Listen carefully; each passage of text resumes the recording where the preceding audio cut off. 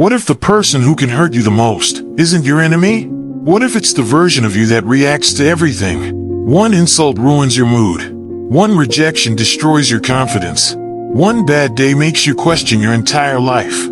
But what if you could reach a point where people can disappoint you without destroying you? That's emotional strength, and you can build it. Someone disrespects you. Your first instinct is to respond. You want to prove yourself.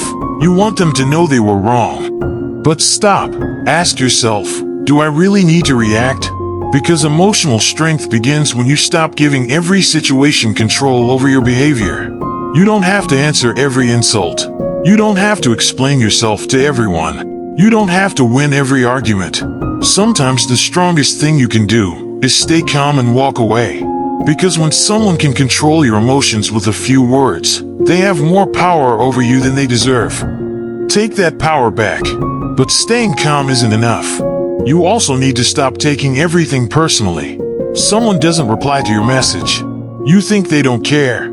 Someone criticizes your work. You think you're not good enough. Someone chooses somebody else.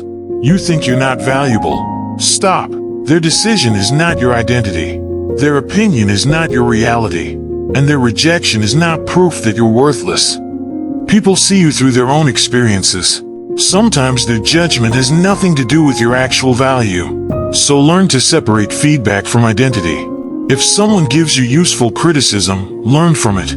If someone simply wants to bring you down, leave it behind. You don't need everyone's approval. You need your own respect. And that's where the real battle begins, inside your mind. Because sometimes nobody is attacking you. Your own thoughts are doing it.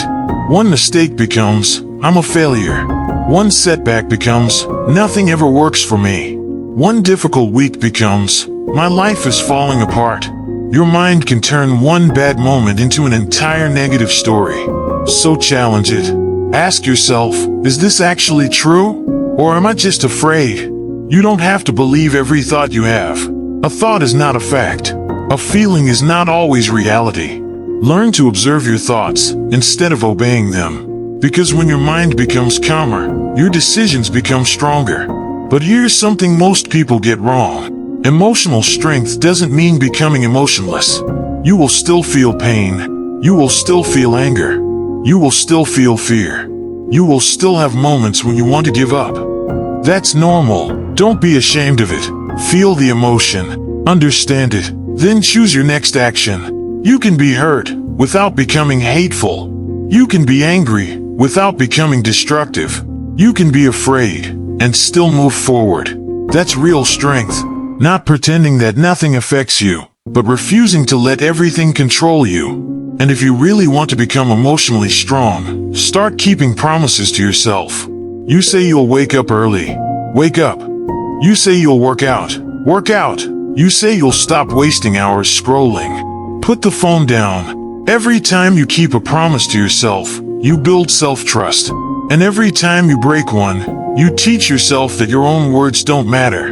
You don't need to change your entire life tomorrow. Start with one promise. Keep it, then make another. Keep that one too. Slowly, you become someone you can depend on. And when you trust yourself, other people's opinions lose their power. So remember this. You cannot control what people say. You cannot control who stays. You cannot control who leaves. You cannot control every failure. You cannot control every problem. But you can control your response. You can control whether you react or remain calm, whether you collapse or learn, whether you stay stuck or move forward. Life will test you.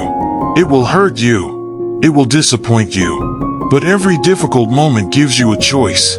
Break or become stronger. And the goal isn't to become someone who never gets hurt. The goal is to become someone who gets hurt, learns, heals, and keeps moving. Because emotional strength isn't about having no weaknesses. It's about refusing to let your weaknesses control your life.